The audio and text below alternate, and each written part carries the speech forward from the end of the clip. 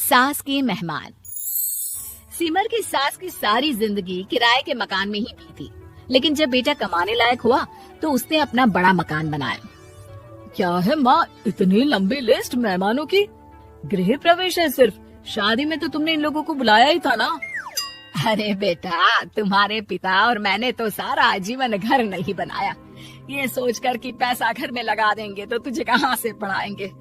अब बेटा, घर जैसी खुशी में मैं उन लोगों को कैसे भूल जाऊं जिन लोगों के साथ मैंने पूरा जीवन काटा। तभी वहाँ बहू आ जाती है। क्या माँ जी, कैसी बात कर रही हैं? बुआ जी, चाची जी, उनकी बेटियाँ, ससुराल वाले सभी तो आ रहे हैं। मैंने उनकी लिस्ट सुमन से पूछकर तैयार कर ली है। हाँ बेटा, ये लोग तो रिश्तेदार हैं, इन लोगों को तो बुलाना ही है, लेकिन जिन लोगों के साथ मैं किराए के मकानों में रही, वो मकान मालिक, वो पड़ोसी, उन्हें कैसे भूल सकती हूँ। माँ, लेकिन वो नीलम आंटी को तो मत बुलाना, बड़ा ही लो स्टैंडर्ड साउंड करती है वो। हाँ माँ, और वो किरण को भी। उनका पति और बेटा खाते कितना है। और नहीं तो क्या, शादी में भी 2000 रुपए वाली प्लेट में दनादन खा रहे थे। माँ कुछ नहीं बोलती, कमरे में चली जाती है। तुम्हारी माँ की तो चोचले ही अलग है, न जाने लोगों को क्या बताना चाहती हैं। अरे आस पड़ोस को तो ऐसे पूछ रही है जैसे कि रिश्तेदार। हाँ जानता हूँ माँ को, वो किसी से जुड़ती है तो दिल से जुड़ती है। वैसे बात करता हूँ उनसे। सभी अपने अपने काम में लग जाते हैं। सास को नींद आ जाती है और वो सो जाती है। लग रहा है कि गुस्सा होकर सो गई। कपड़े भी अपने बाहर फेंक कर गई हैं। बहू है ना, नौकरानी जैसी, कर लेगी काम। बड़बड़ करती बहू सास के कमरे में जाती है और कपड़ों को उनकी अलमारी में रखती है कि तभी उसके हाथ में एक एल्बम और कुछ खत लगते हैं। अरे ये क्या है? बहू एल्बम देखती है जहाँ नीलम आंटी और सास के साथ छोटा सा उसका सुमन खड़ा होता है। इनके बचपन की फोटो। वो सारी फोटो देखकर जब खत को खोलती है तो वो किरण का होता है। बहू खत पढ़ने लगती है। खत में लिखा होता है, तू पैसे की चिंता न कर, सुमन की पढ़ाई में कोई कमी ना हो, हम पड़ोसी नहीं बहने हैं। तभी सास जग जाती है। अरे बहू, क्या हुआ? कुछ चाहिए था क्या? बहू बात घुमा देती है। माँ जी, वो इनकी फोटो देख रही थी नीलम आंटी के साथ। कितनी सुंदर लग रही है ना आंटी? हाँ, दिखा तो जरा फोटो। बहू सास को फोटो देती है।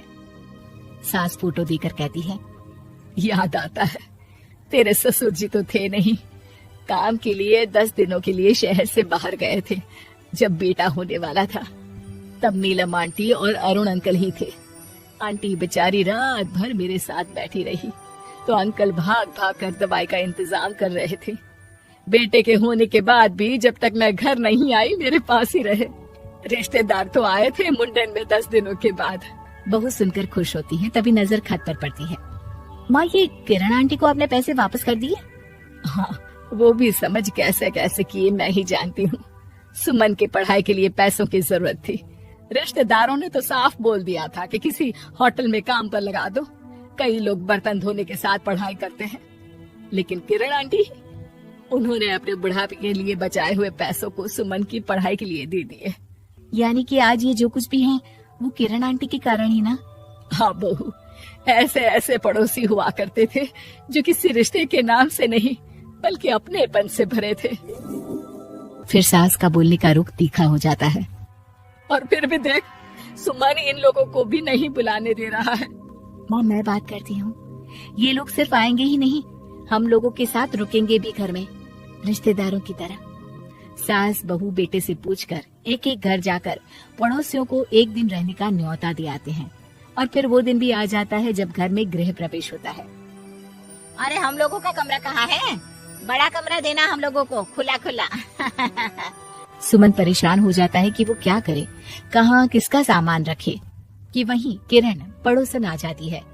अरे सुमन, परेशान न हो बेटा, हमारे कमरे में रख दो उन लोगों का सामान, हम तो तेरी माँ के साथ ड्राइंग रूम में एडजस्ट हो जाएंगे। और हमारा कमरा कहाँ है?